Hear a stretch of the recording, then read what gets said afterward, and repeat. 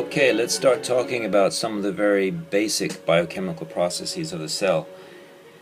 First, we're going to just name some of the structures. So let's start down here. What do we have? Of course, this is the nucleus, and this is the nucleolus, and next to that we have a peroxisome, and what is the structure?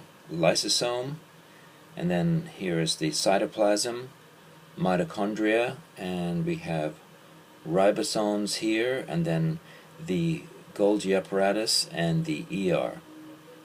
So let's think about what happens in these structures. Okay, let's talk about the basics of these structures. The nucleus, the central data bank, the place where DNA and RNA are made. Synthesis of DNA and RNA. The nucleolus. Synthesis of what? Synthesis of ribosomal RNA, and that is also where the ribosomal subunits are assembled. What happens in the peroxisomes?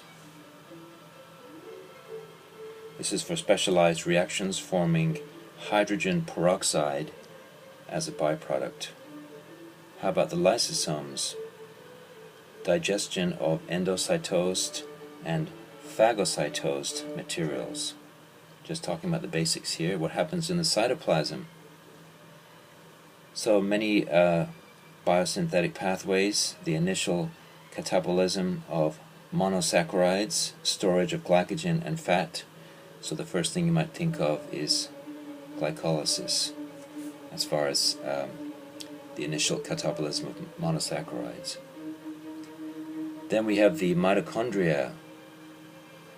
Many things happening in the mitochondria. Endoxidation of carbohydrates, fatty acid oxidation, the consumption of oxygen, and of course ATP synthesis by oxidative phosphorylation. A lot more on that later.